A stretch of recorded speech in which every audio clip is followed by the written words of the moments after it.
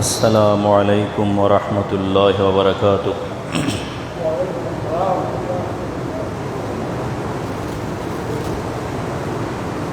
الحمد لله نحمده ونستعينه ونستغفره ونؤمن به ونتوكل عليه ونعوذ بالله من شرور أنفسنا ومن سيئات أعمالنا من يهده الله فلا مضل له ومن يضلله فلا هادي له ونشهد أن لا إله إلا الله وحده لا شريك له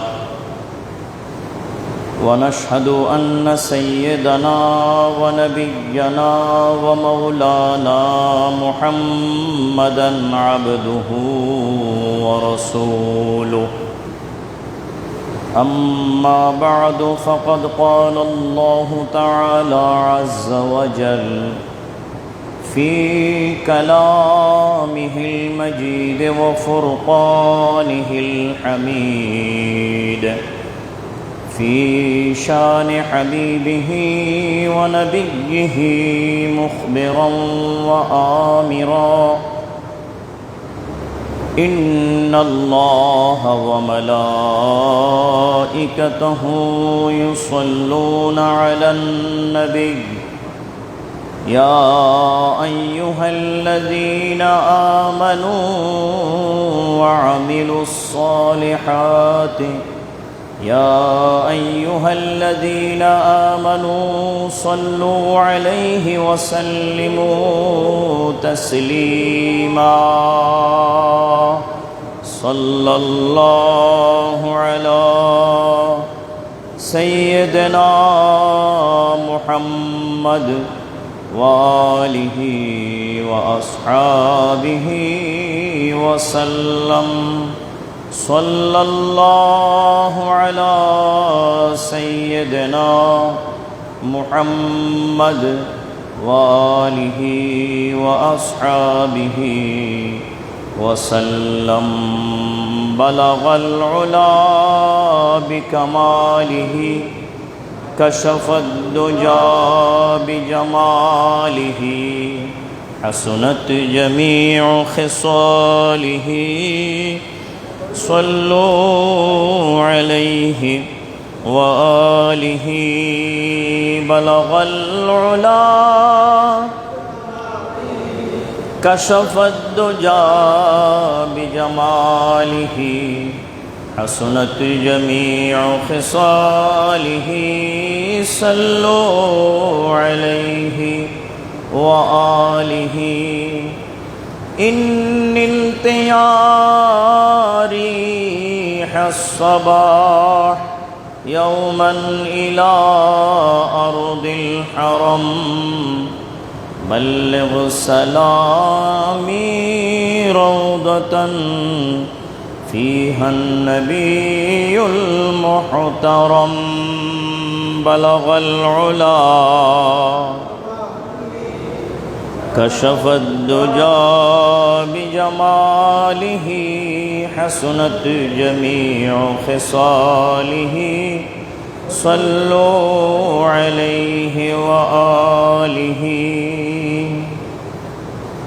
أكبادنا مجروحة من صيف هجر المصطفى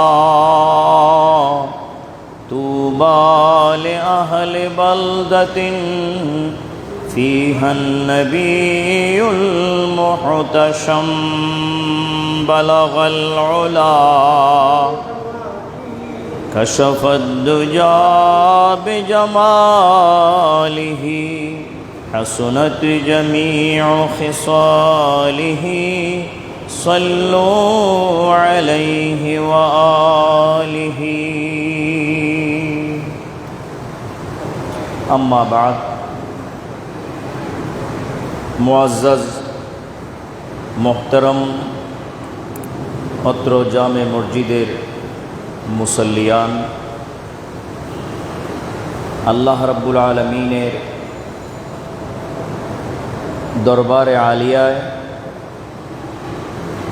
অসংখ্যবার শুকর আদায় করছি এবং আল্লাহর প্রিয় হাবিব দো জাহানের সরদার সরকারে দো আলম নূরে মুজস্সম রসূলে খুদা হাবিবে কিবরিয়া সৈয়দুনা ও নবিয়ুনা ও মৌলানা মুহাম্মদুর রসূলুল্লাহ সাল্লাল্লাহু আলাইহি ওয়াসাল্লামার দরবারে অগণিতবার দরুদ ও সালাম পেশ করে আজকের জুমার পূর্বের মুখতাসর বয়ান আপনাদের খিদমতে পেশ করছি। মহান রব্বুল আলামিন আমাদের সকলকে তাঁর দরবার শরীফে কবুল করুন, বলুন আমিন। বিসমিল্লাহির রহমানির রহিম। ওয়ামান ইয়াশু আন যিকরির রহমানে নুকাইয়িজ লাহু শাইতানান ফাহুয়া লাহু করিন। সদাকাল্লাহু মাওলানাল আযীম ওয়া সাদাকা রাসূলুহুন নবিয়্যুল করিম। সম্মানিত মুসল্লিগণ, আল্লাহ রাব্বুল আলামিন পবিত্র কোরআনে সূরা যুখরুফে ইরশাদ করছেন, ওয়ামান ইয়াশু আন যিকরির রহমানে নুকাইয়িজ লাহু শাইতানান ফাহুয়া লাহু করিন। আল্লাহর এই বাণীর অর্থ হচ্ছে, এবং যেই ব্যক্তি আল্লাহর স্মরণ থেকে গাফেল হয়ে যায় এবং যে ব্যক্তি আল্লাহর স্মরণ ছেড়ে দেয়, আল্লাহর স্মরণ থেকে গাফেল হয়ে যাওয়া মানে আল্লাহর স্মরণকে ছেড়ে দেওয়া, আল্লাহকে স্মরণ না করা, আল্লাহকে স্মরণ না করা, আল্লাহকে ভুলে যাওয়া, এটা হলো ওয়ামান ইয়াশু আন যিকরির রহমান। আল্লাহর স্মরণ যে ব্যক্তি ছেড়ে দেয়, আল্লাহকে যিনি ভুলে যান, নুকাইয়িজ লাহু শাইতানান, আল্লাহ বলেন আমি সেই ব্যক্তির জন্য শয়তানকে খবর করে দেই, শয়তানকে জাগ্রত করে দেই যে আমার বান্দার মধ্যে তোমার দলের লোক একজন আছে, যাও তার কাছে যাও। এটা হলো নুকাইয়িজ লাহু শাইতানান, শয়তানকে আমি ইত্তেলা করি, খবর করি যে এমন এক ব্যক্তি আমার বান্দার মধ্যে আছে যে বান্দা আমাকে স্মরণ করার কথা ছিল, আমার খেয়াল তার ধ্যানের মধ্যে রাখার দরকার ছিল, কথা ছিল, কিন্তু সে আমাকে স্মরণ করছে না, আমার ধ্যান খেয়াল তার ভিতরে নাই। তো যখন আমার ধ্যান খেয়াল তার ভিতরে নাই, আমাকে যখন সে স্মরণ করছে না, তাহলে সে আমার দলের লোক নয়, সে তোমার দলের লোক। এই জন্য যাও, তোমার দলের লোককে তুমি গিয়ে গ্রহণ করো, তাকে বরণ করো। তো যখন আল্লাহ শয়তানকে তার জন্য খবর করে দেন, জাগ্রত করে দেন, চেতন করে দেন, শয়তান তার ব্যাপারে অচেতন ছিল, খবর ছিল না শয়তানের যে আমার দলের লোক একজন আছে। আল্লাহ বলেন নুকাইয়িজ লাহু শাইতানান, শয়তানকে আমি তার জন্য জাগিয়ে তুলি, জাগ্রত করে দেই, খবর করে দিই। শয়তান তার কাছে গিয়ে তাকে তার দলভুক্ত করে নেওয়ার পর ফাহুয়া লাহু করিন, তখন শয়তানের আশ্রয়, শয়তানের আশ্রয়েই এই ব্যক্তির জন্য শান্তির জায়গা হয়। শয়তানের আশ্রয় কখনো শান্তির জায়গা হতে পারে না। কিন্তু মানুষ যদি আল্লাহর স্মরণ ছেড়ে দেয়, আল্লাহর জিকির ছেড়ে দেয়, তখন শেষ পর্যন্ত মানুষের জন্য শয়তানের জায়গাটাই হলো তার আশ্রয়স্থল হয় এবং সেখানেই সে শান্তি পায়, যেহেতু আল্লাহ বলতেছেন ফাহুয়া লাহু করিন। বাস এই আয়াতের উপরে কিছু নসিহত আজকে আপনাদের সামনে পেশ করা হচ্ছে,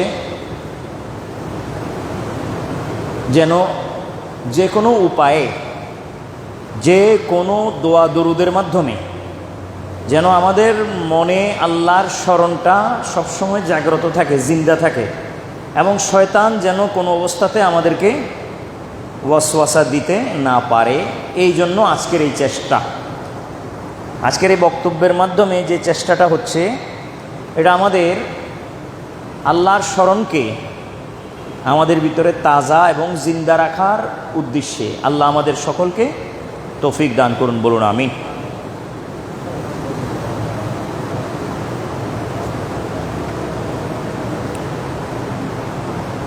খেয়াল করা দরকার, আমাদের পার্থিব জাগতিক জীবন বিপদ সংকুল জীবন। বালা আর মুসিবত সহ আমাদের জীবন। এমন কোনো ব্যক্তি নাই, ইমানদার ব্যক্তি, কথা খেয়াল করতে হবে। পরে আবার বলবেন যে হুজুর কি ব্যক্তি নেই, ব্যক্তি তো আছে। আমি কয়েকজন দেখছি যে শান্তিতে আছে। আমি বলছি ইমানদার ব্যক্তি। এমন কোনো ব্যক্তি ইমানদার নাই যিনি একেবারে বেহেশতখানার মতো এই দুনিয়াতে আছেন, এমন নাই। বেহেশতে যেভাবে থাকার কথা সেইভাবে ইমানদার ব্যক্তি দুনিয়াতে বেহেশতের মতো কি আছেন? না, থাকতে পারেন নাই, আবার থাকতে পারেনও না। যদি ইমানদারের জন্য দুনিয়াটা বেহেশতখানা হয়ে যেত, তাহলে সেই বেহেশত তো নবীরা এক নম্বরে পাওয়ার কথা ছিল। কিন্তু নবীদের জীবন সবচেয়ে বেশি জীবন সংকট, আপনার এটাকে কি বলে, বিপদ সংকুল জীবন। হাদিসে আসতেছে,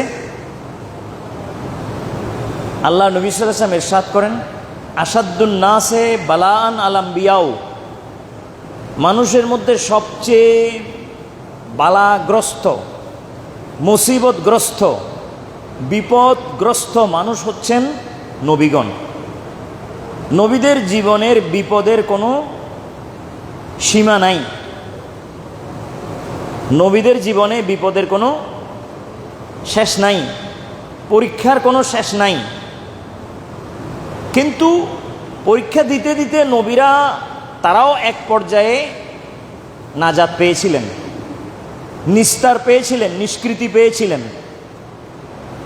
সুখ তাদের জীবনে সামান্য হলেও এসেছিল, এবং এটা আল্লাহর তাকদীর, নির্ধারিত তাকদীর, যে মানুষ সবসময় বিপদে থাকবে না। বিপদ মানুষ ভোগ করবে, কিন্তু সবসময় বিপদে পড়ে থাকবে না। এক সময় বিপদ কেটে মানুষের মধ্যে শান্তির সময় আসবে, এবং বিপদটাকে তখনও বন্ধ করা হবে না, কমিয়ে দেওয়া হবে।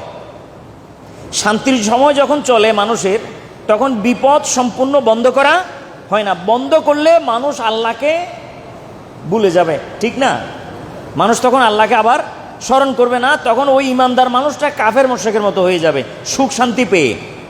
এই জন্য বিপদ আল্লাহ তাআলা সম্পূর্ণ বন্ধ করেন না, কমিয়ে দেন।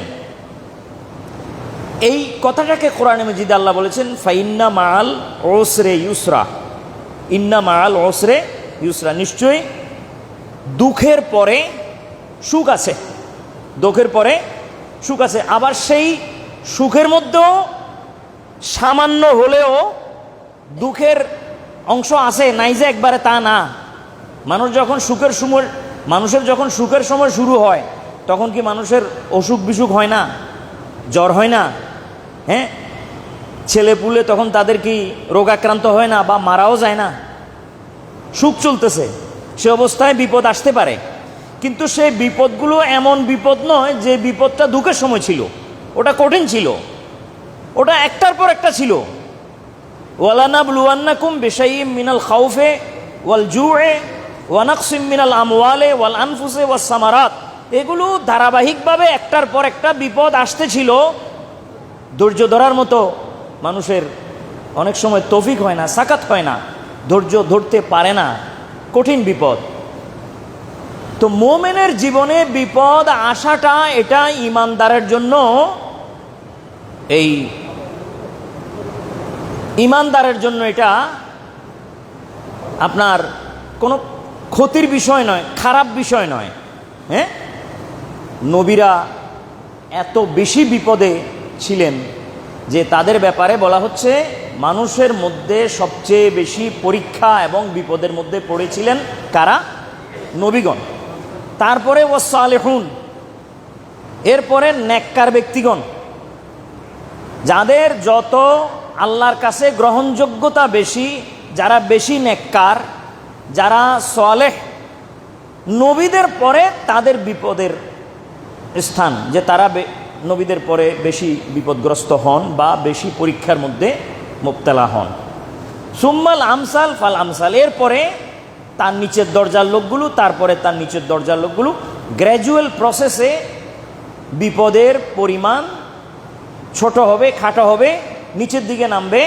মানুষ যত নিচের দিকে নামে, আগে নবীরা, তার নিচে সালেহ নেককার বান্দারা, তারপরে সাধারণ আউলিয়া একরাম, তারপরে আবেদ বান্দারা, তারপরে নিচের দিকে আরও যত যায়, তখন আস্তে আস্তে ক্রমান্বয়ে পরীক্ষার ধরন এবং সাইজ ছোট হয়ে আসবে, কমে আসবে। কিন্তু পরীক্ষা সকল ইমানদারেই পড়বে। এমন কোনো ইমানদার নাই যিনি বেহেশতের মতো, স্বর্গের মতো দুনিয়াতে থাকতে পারেন না, এরকম হবে না, বরং পরীক্ষা দিয়ে যাবে। হযরত ইমাম শাফেঈ একটা মাযহাবের ইমাম। কোন মাযহাবের? শাফেঈ মাযহাবের। আবু ইদ্রিস আর শাফেঈ। তাকে একবার প্রশ্ন করা হয়েছিল, কোন একজন ব্যক্তি বলেন, ইয়া আবা আবদুল্লাহ, ওনার উপনাম হচ্ছে আবু আবদুল্লাহ, ওই নামে ওনাকে ডাকলেন, বললেন আইয়ুমা আফজালুল লিররাজুলে, কোন ব্যক্তির জন্য ভালো কোনটা? ইউমাক্কানু লাহু আম ইউবতালা, যে তাকে প্রাচুর্য দিয়ে আল্লাহ তাআলা তাকে ভরে দিয়েছেন, পরিপূর্ণ করে দিয়েছেন, এত প্রচুর দিয়েছেন, এটা ভালো তার জন্য, নাকি আম ইউবতালা, তাকে পরীক্ষা করা ভালো? একটা মানুষের জন্য, পাকাপোক্ত ইমানদারের জন্য ভালো কোনটা? তাকে প্রাচুর্য দিয়ে, ধন দিয়ে, সম্পত্তি দিয়ে, প্রভাব প্রতিপত্তি দিয়ে ভরে দেওয়া ভালো, নাকি তাকে পরীক্ষা করা ভালো? হ্যাঁ, এটা প্রশ্ন করছেন। তখন উত্তরেই হযরত ইমাম শাফেঈ বলেন যে লা ইউমকিনু লিররাজুলি হাত্তা ইউবতালা, লা ইউমাক্কানু লিররাজুলি হাত্তা ইউবতালা, কোনো ব্যক্তিকে কখনোই কোনো প্রাচুর্য দিয়ে আল্লাহ তাআলা ভরে দেন নাই, এটা আল্লাহর নিয়মে নাই, এটা আল্লাহর ট্রেডিশনে নাই, উসুলে নাই, যে কোনো ব্যক্তিকে আল্লাহ তাআলা প্রাচুর্য দিয়ে ভরে দিয়েছেন, এর আগে তাকে পরীক্ষা করেন নাই আল্লাহ, এটা নাই। অবশ্যই আল্লাহ এর আগে কি করছেন? পরীক্ষা করছেন, করে তাকে বিপদের মধ্যে ফেলে, মুসিবতের মধ্যে ফেলে, যেটা তাকে সামনে দিতে যাচ্ছেন ওটার জন্য আল্লাহ তাকে মজবুত করেছেন, পাকাপোক্ত করেছেন। না হলে আল্লাহ তাকে দেন নাই, দিলে সেগুলো রক্ষা করতে পারবে না। তাকে যা দেওয়া হচ্ছে এগুলো রক্ষা করতে সে পারবে না, এই জন্য আল্লাহ তাআলা তাকে আগে পরীক্ষা করেছেন, মুসিবতের মধ্যে ফেলে, বিপদের মধ্যে ফেলে। কমপক্ষে 5টা বিপদ তো মানুষের উপরে আসাটা জরুরি। কয়টা বিপদ? 5টা। কি কি? ওই যে একটু আগে আয়াত পড়লাম, ওয়ালা নাবলুয়ান্নাকুম বিশাইইম মিনাল খাউফ। একটা বিপদ হলো ভয়। মানুষের একটা সময় জীবন যায়, ভয়ে থাকে, ভিতরে ভয় থাকে, প্রচুর ভয়। হ্যাঁ, সাহস আসে না ভিতরে, ওই ভয়টা পরীক্ষার সময়, এটা আল্লাহ পরীক্ষা করতেছেন ভয় দিয়ে। কেমন? ওয়াল জু মানে হচ্ছে ক্ষুধা। কি? ক্ষুধা। আমাদের জীবনে তো 1 মাস আল্লাহর পক্ষ থেকে ফরজ ক্ষুধা আছে, নাই? এটা কোনটা? রমজান মাস। এরপর আবার দারিদ্রতা আছে। অনেক সময় অনেক মানুষ মনের ইচ্ছা মতো খানা খাইতে পারে না, অল্পে শেষ করতে হয়। হ্যাঁ, ছেলে মেয়েদেরকেও বলতে হবে, বাবাজি আজকে আর বেশি কিছু না, এটা খাইয়ে করো, শুকর করো, যেদিন আল্লাহ দেয় সেদিন ভালো করে খাইতে পারবা। এই যে সময়টা, এটাকে হলো এটা ক্ষুধার সময়। হ্যাঁ, এটা মানুষের উপরে যাবে, আল্লাহ পরীক্ষা করার জন্য এটা তারই করবেন। এরপর ওয়ানাকসিম মিনাল আমওয়াল, আল্লাহ তাআলা মাল নষ্ট করে পরীক্ষা করেন। কি নষ্ট করে? নিজের মালিকানায় সম্পদ আল্লাহ তাআলা নষ্ট করে দেন। হযরত আইয়ুব আলাইহি ওয়াসাল্লামার সব কিছুই তো আল্লাহ ধ্বংস করে দিয়েছেন, পুরা সাম্রাজ্য। আইয়ুব আলাইহিস সালাম কিন্তু রাজা ছিলেন, নবী প্লাস রাজা, নবীও আবার বাদশাহ। তাহলে এইরকম একজন নবী আবার বাদশাহ, তার সম্পূর্ণ সম্পদকে আল্লাহ তাআলা মুহূর্তের মধ্যে শয়তানকে লাগিয়ে ফিনিশ করে দিয়েছেন। আইয়ুব কি করে দেখার জন্য সবর করেন, নাকি এগুলোর ব্যাপারে অভিযোগ করেন? অভিযোগ করলে সবর আর হলো না, আর সবর হলে অভিযোগ হবে না, ঠিক কি না? সবর আর অভিযোগ দুইটা একসাথে এক জায়গায় হবে না। সবর করলে অভিযোগ করা যাবে না, অভিযোগ করলে সবর আর হচ্ছে না। এটা আল্লাহ পরীক্ষা করেন মানুষের মাল নষ্ট করে দিয়ে, সম্পদ নষ্ট করে দিয়ে, যে আল্লাহর উপরে তার বিশ্বাস, অগাধ বিশ্বাসটা কেমন। ওয়ানাকসিম মিনাল আমওয়ালে ওয়াল আনফুস, এবং নিজেদের নফসের উপরে আল্লাহ পরীক্ষা করেন বিভিন্ন রোগ দিয়ে। হ্যাঁ, নফসের উপরে পরীক্ষা, রোগ হয়ে যায়। হ্যাঁ, অনেক সময় খাওয়া দাওয়া করতে পারে না, চলাফেরা করতে পারে না, তখন সে আল্লাহর প্রতি কি অভিযোগ করে, নাকি এটার উপরে সে রাজি থাকে? এটা পরীক্ষা হবে, কম্পালসারি, এগুলো পরীক্ষা দিতেই হবে, না হলে ঈমানদার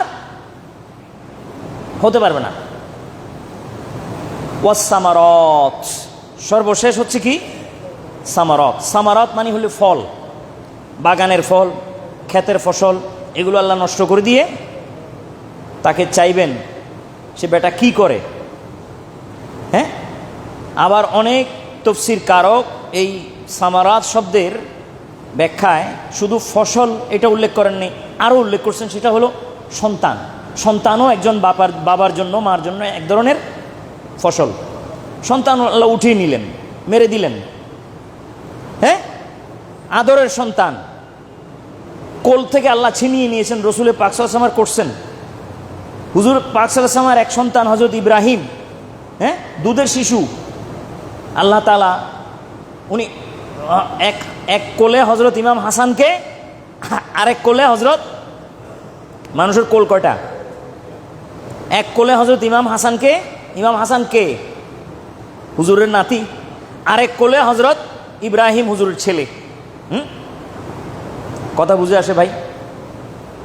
নিয়ে এরকম রেওয়ায়েত পাওয়া যায়, দুর্বল হইলে দুর্বল, আল্লাহ ভালো জানেন। তো এরকম পাওয়া যায় হুজুর খেলাধুলো করতেছেন দুজনকে নিয়ে, খেলাধুলো নয় মানে আদর করতেছেন, হুজুর খুব খুশিতে আছেন। এমত অবস্থায় হযরত জিবরিল এসে বলেন, ইয়া রাসূলুল্লাহ, এদের দুইজনের মধ্যে একজনকে দিয়ে দিতে হবে। কাকে দিবেন? আল্লাহ চাইতেছেন।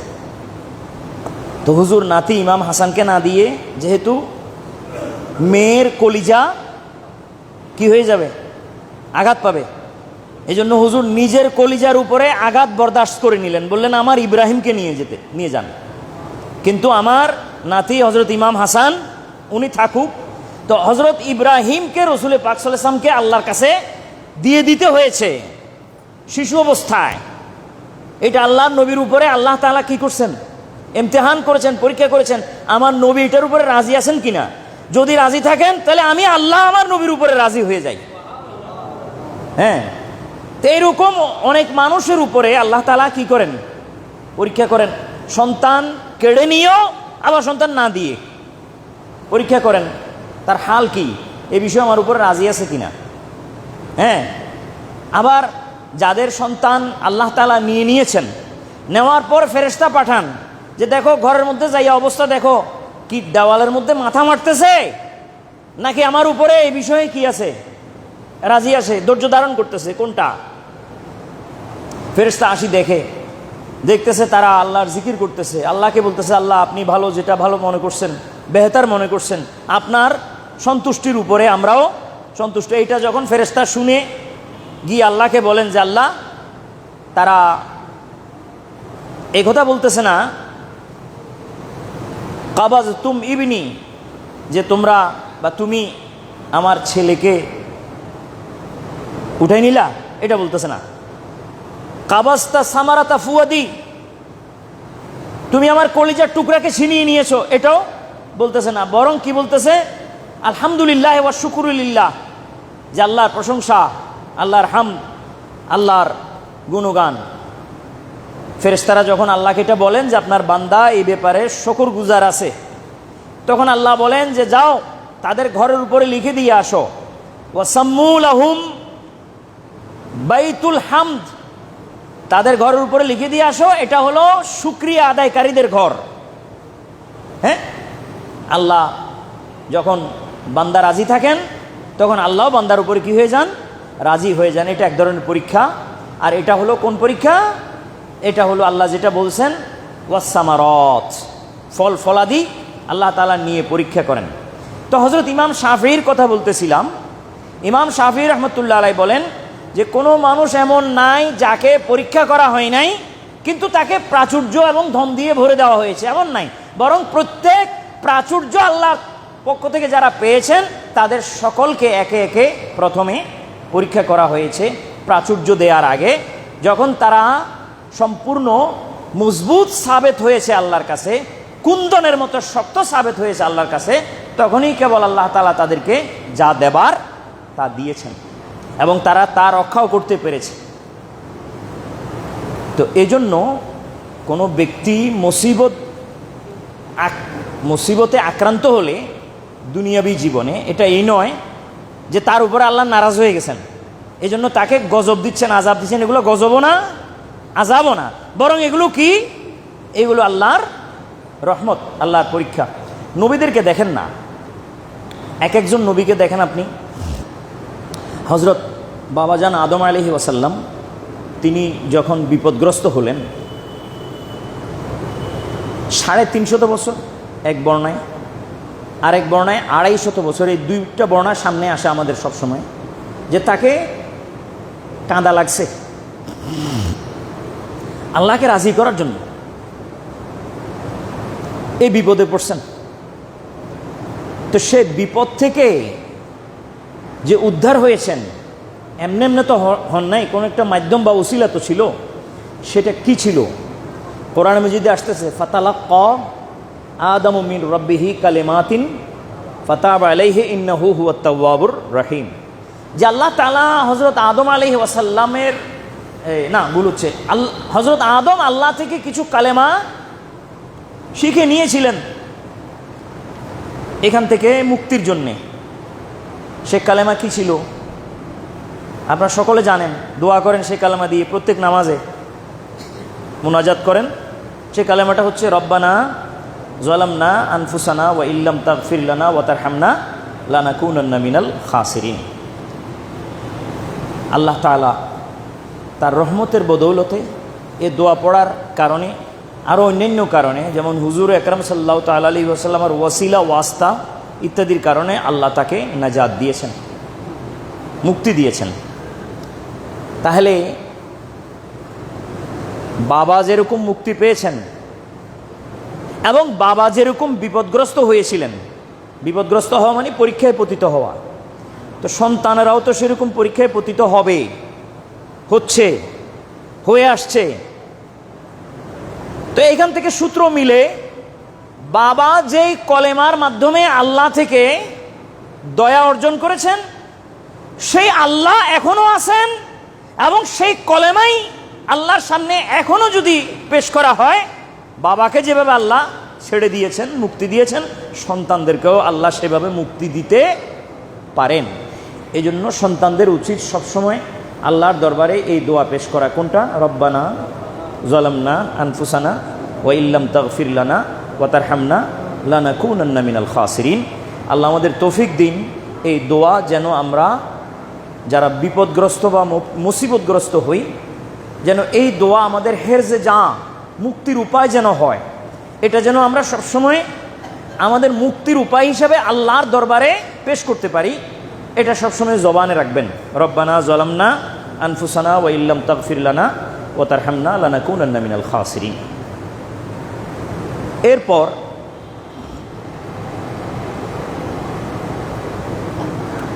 সাইয়েদুনা হযরত আইয়ুব, যার কথা একটু আগে বললাম, কোরআনে মজিদে আসছে ওয়া আইয়ুবা ইজ নাদা রাব্বাহু আন্নী মাগলুবুন আন্নী মাসসানিয়াদ দুররু ওয়া আনতা আরহামুর রাহিমিন। আজকে সকালেই পড়ে আসলাম, সেখানে উল্লেখ আছে 18 বৎসর হযরত আইয়ুব আলাইহিস সালামের উপর যে মুসিবত তারই হয়েছিল, সেটা লাগাতার কয় বৎসর? 18 বৎসর তার রাজ্যের সাথে তার কোনো সম্পর্ক নাই, রাজ্যই তো নাই। এটা আল্লাহ তাআলা 18 বৎসর আগে ফিনিশ করে ধ্বংস করে দিয়েছেন। 18টা বৎসর আইয়ুব আলাইহিস সালাম না সন্তান, তার সাথে সন্তান তো নাই, মারা গেছে সবগুলা, না রাজ্যের কেউ তার সাথে, যিনি যাকে নাকি হাজার হাজার লাখ লাখ এই আপনার তার এই বিশাল সাম্রাজ্যের আপনার জনগণ, আবার ওইখান দিয়ে শত শত পাইক পেয়াদা, এরা ওনাকে সম্মান করা, ইজ্জত করা রাজা হিসেবে। এটা কত বৎসর নাই? দীর্ঘ 18 বৎসর নাই।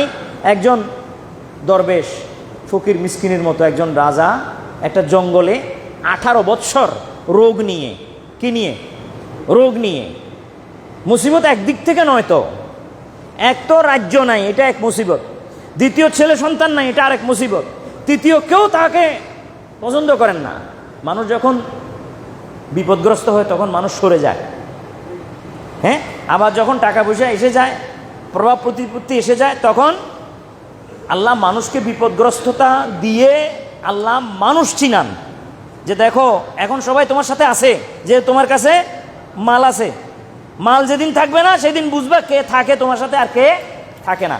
এইগুলো আল্লাহ তাআলা মানুষের জীবনে বিপদ মুসিবতগুলো কেন দেন? যাতে আল্লাহ উনাকে চিনান যে কে আসল তোমার সাথে থাকার মানুষ, আসলে মহাব্বত করে, আর কে নকলে মহাব্বত করে, এটা তুমি চিনে নাও। এই জন্য এক পর্যায়ে মানুষের জন্য ওই দিনগুলো অত্যন্ত জরুরি দিন, যে দিনগুলো মানুষ বিপদে থাকে, তখন মানুষ চিনতে পারে।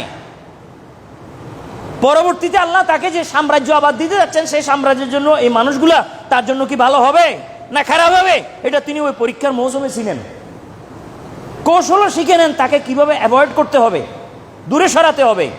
হযরত ইউসুফ আলাইহিস সালামের জেল জীবনের সময়টা সামনে আনেন। জেল জীবন 12টা বছর জেলে ছিলেন। কয় বছর? 12 বছর। হযরত আইয়ুবের কথা যে বলতেছি, উনার এটাও তো জেলখানা, উনি যে জঙ্গলে ছিলেন এটা কি খানা? তো ওনার জঙ্গল জীবন, জেল জীবনটা কত বছর? 18 বছর। তো 18 বছর জেল জুলুম, আপনার জেল জরিমানা ইত্যাদির পরে আল্লাহ তার মাথায় এলহাম করলেন দোয়ার ব্যাপারে, যে দোয়াটা থেকে আল্লাহর কাছে পড়ে তিনি পুরা এই বিশাল এক দাস্তান থেকে মুক্তি পেয়েছেন। সে দোয়া কি? আল্লাহ বলতেছেন যে আইয়ুব সে সময় আমাকে ডাক দিয়েছে এই দোয়ার মাধ্যমে, ইজ নাদা রাব্বাহু আন্নী মাসসানিয়াদ দুররু ওয়া আনতা আরহামুর রাহিমিন। যে আইয়ুব বলে আন্নী মাসসানিয়াদ দুর, আমাকে সকল প্রকারের অনিষ্ট, সকল প্রকারের ক্ষতি বিভিন্ন দিক থেকে আষ্টে পৃষ্ঠে আমাকে জড়িয়ে ধরেছে। আল্লাহ আপনি দেখতেছেন, আর আপনি রহমান, আপনি রহিম। বাস এর দূর বলছেন, এই কথা বলেন নাই যে আপনি আমাকে মুক্তি দিন। আদেশ, এটা এক ধরনের আদেশ, যদিও দোয়া, কিন্তু শব্দ লফজ কিসের? লফজ আদেশের। মুক্তি দিন, দিন শব্দ আছে কিনা? মুক্তি দেন, তো দেন এটা আদেশ না? তো আদেশ আল্লাহর সামনে করেন নাই কেন? যদিও দোয়া, আদেশ করেন নাই, এটা বেয়াদবি। এটা মনে করে উনি বলছেন ওয়া আনতা আরহামুর রাহিমিন, যে আপনি দয়াশীল। এবার আল্লাহ বুঝে নিবেন যে ও কি চাইতেছে। দোয়ার ভাষা কত সুন্দর, কত হেকমতপূর্ণ, হ্যাঁ, কত প্রজ্ঞাময়, বিজ্ঞময় দোয়া। যে বলতেছেন যে এ আল্লাহ, আমরা তো বলি আল্লাহ আমার এটা দেন, ওটা দেন, দেন দেন দেন দেন, শুধু দেন দেন। নবীর ভাষায় দেন আসে নাই। নবী বলছে দেন শব্দটা আদবের খেলাফ, আদবের বিপরীত। এজন্য আমি এমন দোয়া করব যাতে আল্লাহ আমার উপরে আমার ভাষা শুনেই চট করে রাজি হয়ে যান। হ্যাঁ, আপনি যে দেন দেন বলতেছেন, আপনিও তো 18 বছর দেন দেন বলছেন, আজও দিছেনি আল্লাহ। হয়তো ভাষার ব্যবহারের কারণে হইতে পারে। কিন্তু আল্লাহ নবীর ভাষা দেখুন, ইন্নী মাসানিয়া দুররু, আল্লাহ আমাকে বিপদে জড়াই ফেলছে। ও আনতা আরহামুর রাহিমিন, আর আপনি দয়ালু। কি? আপনি দয়ালু। এটা ভাষার লেহজা, ভাষার সৌন্দর্য। হযরত রসুল পাক সাল্লাল্লাহু আলাইহি ওয়াসাল্লাম সাহাবারাও এরকম আদবওয়ালা ছিলেন। রসুল পাকের সাথে কথা বলতে ভাষার ব্যবহার ঠিক রেখে কথা বলতেন। এক ব্যক্তি খালি গায়ে, রসুল পাকের সাহাবী, রসুল পাক সাল্লাল্লাহু আলাইহি ওয়াসাল্লামের এক সাহাবী খালি গায়ে তার পরিবারের লোকগুলো নিয়ে কথা বলতেছিলেন, তাদেরকে হাসাচ্ছিলেন, কৌতুক বলে হাসাচ্ছিলেন, বা কোনো একটা এমন কিছু বলতেছেন যাতে তারা শুনে কি হয়, খুশি হয়, হাসি আসে, এইরকম। হুজুর সাল্লাল্লাহু আলাইহি ওয়াসাল্লাম পিছন দিক থেকে আসলেন, এসে হুজুরের হাতে লাঠি ছিল, হুজুর তো লাঠি ব্যবহার করতেন, লাঠি দিয়ে পিছনে কোমর ঠিক এই জায়গায় পাঁজরের উপরে হালকা একটা গুঁতা দিছেন। হুজুরও এটা মজাক করছেন সাহাবীর সাথে, হুজুর মজাক করছেন সাহাবীর সাথে, এক ধরনের ঠাট্টা করছেন। উনি পিছনের দিকে মুড়ে ফিরে দেখেন যে রাসূল সাল্লাল্লাহু আলাইহি ওয়াসাল্লাম দাঁড়িয়ে আছেন। উনি বললেন, ইয়া রাসূলুল্লাহ, আমি ব্যথা পেয়েছি, আমি এই ব্যথার কেসাস নিব আপনার থেকে। কেসাস বুঝতেছেন? কেসাস মানে আমি এই ব্যথার বদলা নিব। তখন হুজুর বললেন যে এইটা তো যখন কেসাসের কথা আসছে তাহলে তো হক দাঁড়াইছে, হক দাঁড়িয়ে গেছে, তো হক তো হকদারকে দিতে হবে। তো ঠিক আছে, তুমি কেসাস গ্রহণ করো, আমি তোমাকে সুযোগ দিলাম, কি কেসাস গ্রহণ করিবা, কি বদলা নিবা নাও। তখন তিনি বলতেছেন, ইয়া রাসূলুল্লাহ, হে ইন্না আলাইকা কামিসান ওয়া লাইসা আলাইয়া কামিসি। হুজুর, আপনার গায়ে কুর্তা আছে, আমার গায়ে কুর্তা ছিল না হুজুর। তার মানে কি বলতে চাচ্ছেন? কুর্তা খোলেন। কিন্তু খোলেন শব্দটা ডাইরেক্ট আদেশ দিয়ে বলতেছেন না, বলতেছেন ভদ্র ভাষায় যে আপনার গায়ে কামিজ আছে, কাপড় আছে, আমার গায়ে কামিজ ছিল না। এখন হুজুর বুঝে নিচ্ছেন ও কি চাইতেছে, কামিজ খোলাইতে। কারণ সে যখন কেসাস নিবে, আমি তো দিছি তাকে খালি গায়ে গুতা, তো সেও তো খালি গায়ে গুতা দিলে না বরাবর হবে। হ্যাঁ, তো সে কামিজ এই জন্য খোলাইতে চাইতেছে আমার কাছে। হুজুর কামিজ খুলে ফেলছেন, খুলে হুজুর পুরা শরীর, এদিক থেকে পুরা শরীর হুজুর একদম চামড়া বের করে দিলেন যে দাও। এই সাহাবী পিছনের দিকে গিয়ে হুজুরের পুরা বডিটা, পিছনের আপনার যা আছে এখান থেকে নিয়ে পিছ পর্যন্ত, নিজের মুখ দিয়ে চুমা দিতে দিতে পুরা বডিকে নিজের মুখ লাগাইয়া ইচ্ছা মতো চুমা দিছেন এবং বলতেছেন, ইয়া রাসূলুল্লাহ, ইন্নামা আরাদতু হাযা, আমি এটাই ইচ্ছা করেছিলাম আপনাকে এই জন্য জুব্বা খোলাইছি যে আমি জীবনে আর কোনোদিন এই সুযোগ পাবো না, আপনার খালি গাও আমি কোনোদিন দেখবো না। তো ইয়া রাসূলুল্লাহ, আজকে একটা সুযোগ আসলো একটা গুতা দেওয়ার বদৌলতে, যে আপনার কাপড় খোলাইতে পারলাম আমি, তা আমি তো গুতা জীবনেও দেবো না, আমার মুখ দিয়ে আমি চুমা দিব যে আপনাকে। তা আমি এই হাদিসটা বললাম যে এটা ওইদিকে যাওয়ার জন্য নয়, বলছি যে ওনার একটা ভাষা ছিল অত্যন্ত সাবলীল, যে ইয়া রাসূলুল্লাহ, ইন্না আলাইকা কামিসান ওয়া লাইসা আলাইয়া কামিসি, আপনার গায়ে কামিজ আছে, আমার গায়ে কামিজ ছিল না। ভাষার ব্যবহার। তো আল্লাহকে হযরত আইয়ুব আলাইহিস সালাম বলতেছেন, ইয়া রব্বে ইন্নী মাসানিয়াদ দুর ওয়া আনতা আরহামুর রাহিমিন, যে হুজুর, ইয়া আল্লাহ, আপনি দেখতেছেন আমাকে চতুর্পাশ থেকে আষ্টে পিষ্টে এসে ধরছে বালা মুসিবতে, আর আপনি দয়ালু। এটা বলতেছেন না যে আপনি আমাকে মুক্ত করেন। মুক্ত করেন শব্দটা বলাটাকে হযরত আইয়ুব আদবের খেলাফ, আদবের বিপরীত ধরছেন। তো আল্লাহ তাআলা তৎক্ষণাৎ তাকে ছাড়ি দিছেন, বাস তোমার ইমতিহান পুরা হয়ে গেছে, পরীক্ষা পুরা হয়ে গেছে, এখন থেকে তোমার সুদিন শুরু হয়েছে আবার। বলেন না সুবহানাল্লাহ জোরে। তো আল্লাহ কি বললেন পরে? ফাস্তাজাবনা লাহু, না ফাস্তাজাবনা লাহু ওয়া ফাকাশাফনা মা বিহি মিন দুররিন ওয়া নাজাইনাহুটা হযরত এই আপনার ইউনূস আলাইহিস সালামের, এটাও আসতেছি পরে বলতেছি। এখানে আয়াত হলো ফাস্তাজাবনা লাহু ফাকাশাফনা মা বিহি মিন দুররিন, ফাস্তাজাবনা লাহু, তৎক্ষণাৎ আমি তার জন্য জবাব দিলাম। এই আল্লাহর জবাবের অপেক্ষা করাটা, আল্লাহর জবাব কখন আসে, এইটাই হলো সবরের বিষয়। একজন ইমানদারের জীবনে পরীক্ষা নিতে নিতে, পরীক্ষা করতে করতে সর্বশেষে আল্লাহ একদিন জবাব দিবেন। ওই জবাবটার ব্যাপারে আল্লাহ শব্দ আনতেছেন বারবার, ফাস্তাজাবনা লাহু, আমি জবাব দেই, দেরি হলেও আমি জবাব দেই। এরকম নয় যে আমি জবাব দেই না, জবাব আমি দেই, তবে দেরি হবে, এটা আমার মর্জির ব্যাপার। জবাব আমি দেব কখন, এটা আমার মর্জির ব্যাপার। জবাব পর্যন্ত ধৈর্য ধারণ করা বন্দার কাজ। কার কাজ? বন্দার কাজ। জবাব পর্যন্ত অনেকে জবাব পর্যন্ত কি করে না, অপেক্ষা করে না, আল্লাহকে উল্টা জবাব দিয়ে দেয় যে তোমার এগুলা বাদ দাও, আমি আমার রাস্তায় চললাম। তখন আল্লাহ তাআলা এই বন্দার প্রতি আর আবেগ রাখেন না। কি রাখেন না? আবেগ রাখেন না, যে তাকে আমি পরীক্ষা করি আবার তাকে তুলে আনি, তাকে তার হালের উপরে ছেড়ে দিন, যাও তুমি যা ভালো মনে করে তা করো, আমার সঙ্গত্ব আর তোমার সাথে নাই। কিন্তু আল্লাহ বলতেছেন ফাস্তাজাবনা লাহু, এটা আল্লাহর উসুল। আল্লাহর উসুল পরিবর্তন হয় না, আল্লাহর নীতি পরিবর্তন হয় না। ওয়ালান তাবদীলা, লা তাবদীলা লিসুন্নাতিল্লাহ, আল্লাহর সুন্নত কখনো কি হয় না, বদল হয় না। আল্লাহ জবাব দিবেনই, এক সময় না এক সময় আল্লাহ জবাব দিবেন। এই জন্য উর্দুতে একটা কথা আছে, রব কে হ্যাঁ দের হ্যায় আন্ধের নেহি হ্যায়। এই কথার মানে কি? রব কে হ্যাঁ দের হ্যায়, আল্লাহর কাছে দেরি আছে, কিন্তু আন্ধের নেহি হ্যায়, আন্ধার নাই।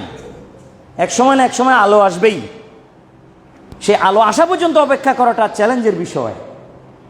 হ্যাঁ, হাদিস শরীফে দেখলাম, আজকে সকালে দেখলাম এই আয়াতের তফসিরে, হাদিস আসছে আয়াতের তফসিরে। কি আসছে তফসিরে আয়াতে? এটা যে ইউবতালার রাজুল আলা কদরি দীনিহি, একজন মানুষকে পরীক্ষা করা হয়, আল্লাহ পরীক্ষা করেন তার দিনের ওজন অনুযায়ী। দিন মানে ধর্ম, দিন মানে কি, তার ভিতরে কোন ক্যাটাগরির দিন আছে, ভিতরে কেমন সে ইমানদার, এটার উপরে কি হয় করে পরীক্ষা করা হয়। তো ফাইন কানা ফি দীনিহি সালাবাতুন, যদি তার দিনের মধ্যে মজবুতি থাকে, সালাবাত মানে হচ্ছে হার্ডনেস, ট্রান্সলেট করে দেখলাম ইংলিশে হার্ডনেস, HARDNESS, হার্ডনেস মানে কি, মজবুতি, শক্ত। তার দিনের মধ্যে যদি মজবুতি থাকে, শক্ত থাকে, এবার সামনের শব্দ শুনলে তো আমরা মানে বেহুশ হয়ে যাবেন। আল্লাহর নবী বলতেছেন জিদা ফি বালাইহি, তার বলা বাড়িয়ে দেওয়া হয়, মুসিবত কি করা হয়, বাড়িয়ে দেওয়া হয়। मकतबे इश्क का अंदाज कुछ निराला देखा, छुट्टी उसे नहीं मिली जिसने सबक याद किया। ভালোবাসার যে বিদ্যালয়, ভালোবাসার যে বিদ্যালয়, ভালোবাসার যে কলেজ, এটার মধ্যে আন্দাজ একটু ডিফারেন্ট দেখলাম। কবি বলতেছেন ভালোবাসার বিদ্যালয়গুলোতে মানে তার গতি এবং আন্দাজ দেখলাম আলাদা অন্য বিদ্যালয়ের তুলনায়। কিরকম? যে ছুটি উসে নেহি মিলি জিসনে সবক ইয়াদ কিয়া, ছুটি তাকেই দেওয়া হয় নাই যে পড়া শিখছে, যে পড়া শিখছে তাকে আরো আটকায় রাখা হয়েছে। এমনি নিয়ম কি, পড়া শিখলে কি করে দেওয়া, ছুটি দিয়ে দেওয়া, ঠিক না? পড়া শিখছো বাবা তুমি চলে যাও, এবার তুমি খেলাধুলা করো না, এটা আরো আটকায় রাখবে। আল্লাহর উসুল এটা, যে ব্যক্তি যত বেশি সহ্য করে, ধৈর্য ধরে, আল্লাহ তাকে আরো সহ্য করান, ধৈর্য ধরান, বিপদ আরো দেন। এটা কোন পর্যন্ত তার ভিতরে ক্যাপাসিটি আছে, ওইটা আল্লাহ এন্ড পর্যন্ত যাওয়ার জন্য আল্লাহ আরো তাকে। এই ক্ষেত্রে নবীরা সবার আগে, নবীরা কি আসাদুন নাসে বালান আল আম্বিয়াও। তো হযরত আইয়ুব আলাইহিস সালাম ফাস্তাজাবনা লাহু, এক পর্যায়ে আল্লাহ ওনাকে জবাব দিয়ে দিলেন। হ্যাঁ, ফাকাশাফনা মা বিহি মিন দুররিন, তার যেই অসুবিধে তাকে পেয়েছিল সেখান থেকে আল্লাহ তাকে কাশাফনা, মুক্ত করে দিলাম। আল্লাহ বলে আমি তাকে মুক্ত করে দিলাম। ও আতাইনাহু আহলাহু, তার পরিবারকে তাকে ফিরিয়ে দিলাম, তার স্ত্রী তাকে ফিরিয়ে দিলাম। আহাল বলতে এখানে কি, স্ত্রী। ও মিসলাহুম মাহুম, তার সাথে তার ছেলে সন্তান মাল মবেশি যাকে সব কিছু আবার তাকে দিয়ে দিয়েছি, এবং জিয়াদা দিয়েছি, আগের তুলনায় বেশি দিয়েছি, ডবল দিয়েছি। ওয়া রাহমাতাম মিন ইনদিনা, আমার পক্ষ থেকে তাকে রহমত দিয়েছি, ওয়া যিকরা, আর এইটাকে উপদেশ করছি। আইয়ুবের ঘটনাটাকে, পুরো জিনিসটাকে উপদেশ কি কার জন্য? লিল আবেদিন, ইবাদতকারী যারা, তাদের জন্য এটা উপদেশ। তো আমরা এখানে আসছি যে ইবাদতকারী হিসেবে তো আসছি, এটা আল্লাহর পক্ষ থেকে আমাদের জন্য কি হয়ে আছে? উপদেশ হয়ে আছে। আমরা এটাকে উপদেশ হিসেবে গ্রহণ করলাম, নিলাম। এবং আমরা আইয়ুব আলাইহিস সালাম তো এই দোয়াটা আমরা পড়ব কোনটা? রব্বি আন্নী মাগলুবুন ফান্তাসির। হ্যাঁ, এটা না, রব্বি আন্নী মাসানিয়াদ দুররু ওয়া আনতা আরহামুর রাহিমিন। যে কোনো সময় বিপদে পড়েন, অসুখ হয়, বিসুখ হয়, যাই হয়, দোয়া পড়বেন কি? রব্বি আন্নী মাসানিয়াদ দুররু ওয়া আনতা আরহামুর রাহিমিন। এরপর আরেকজন নবীর কথা আছে কোরআনে মজিদে, ওয়া জান্নুন ইজ যাহাবা মুগাদিবান ফাযান্না আন লান নাকদিরা আলাইহি ফানাদা ফিজ যুলুমাতি আল্লা ইলাহা ইল্লা আনতা সুবহানাকা ইন্নী কুনতু মিনাজ জালিমিন। এটা কার দোয়া? হযরত ইউনূস। ইউনূসকে আরবিতে আরেক ভাষায় বলা হয় জুন্নুন। কি বলা হয়? জুন্নুন। জুন্নুন কেন বলা হয়? নুন মানে মাছ, নুন মানে কি? মাছ। জু মানে ওয়ালা, মাছওয়ালা। যে উনি মাছের ভেটে গেছিলেন, এই জন্য ওনার একটা লকব হয়ে গেছে কি? জুন্নুন। কেমন? কোরআনে মজিদে ওনাকে ডাকতেছে জুন্নুন, আমি ডাকতে অসুবিধা কোথায়? হ্যাঁ, ওনার মূল নাম, যে নামের উপরে ওনার আকিকা হয়েছে, সে নাম ইউনুস। কি? ইউনুস। কিন্তু ওনাকে আরেক নামে কি বলা হয়? জুন্নুন। তো আল্লাহ বলতেছেন ওয়াজান্নুন, জুন্নুন মানে হযরত ইউনুস ইজ যাহাবা মুগাদিবান, যখন তিনি রাগান্বিত হয়ে উনার বাড়িঘর থেকে উনি বের হয়ে গেছেন। কওম যখন কথা শুনে না, উনার কওমকে এত দাওয়াত দেয়, এত আল্লাহর বাণী শোনায়, কিন্তু কওম কি করে না? শুনে না। তখন এই নবী একটু গরম মেজাজ ছিলেন, বাইরে গেছেন, গোসা হয়ে, যা তোদের সাথে থাকবো না, তোদের উপরে আল্লাহর আযাব আসবে, অতএব আযাব আসার আগে আমি বাইরে হয়ে যাই, আর যেন আমাকে দেখতে না হয়। একদম রাগ করে বেরিয়ে গেছেন।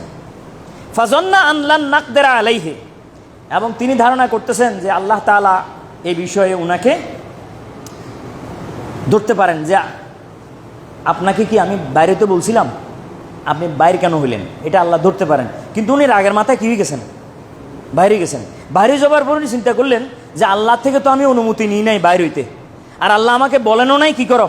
তো এই যে আল্লাহ বলেন নাই বা আমি অনুমতি নিই নাই, এই ক্ষেত্রে আল্লাহ আমাকে কি করতে পারেন? ধরতে পারেন। তো উনি এটা যখন ভাবতেছিলেন, তখন উনি দোয়া পড়া আরম্ভ করলেন। কোন দোয়া? এবার আপনারা বলেন দোয়াটা কি? লা ইলাহা ইল্লা আনতা। আমার তো ভাই মুখস্থ আছে আল্লাহর রহমতে আপনাদের দোয়ায়।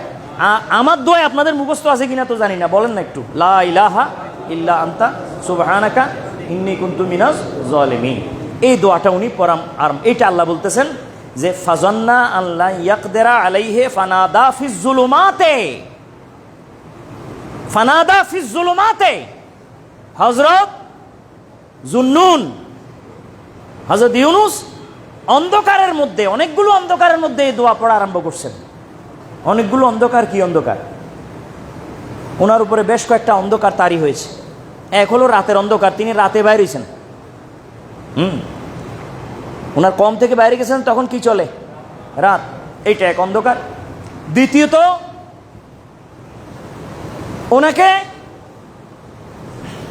উনি একটা জাহাজে উঠছিলেন, তো মনে আছে তো আপনাদের, এখন তো এই লম্বা ঘটনা বলার সময় নেই আমার কাছে। ওই জাহাজ সামনের দিকে উনি উঠার কারণে আর চলে না, বন্ধ হয়ে গেছে। তখন এরা বলে যে এখানে এমন কোনো ব্যক্তি আছে যে আল্লাহর আদেশের অপেক্ষা ছাড়া এখানে উঠে গেছে, সে কে? তখন হযরত ইউনুস বলেন, আমি। হুজুর, আপনাকে তো আমরা এটা বিশ্বাস করি না যে আপনি আল্লাহর আদেশের অপেক্ষা না করে আপনি চলে আসছেন।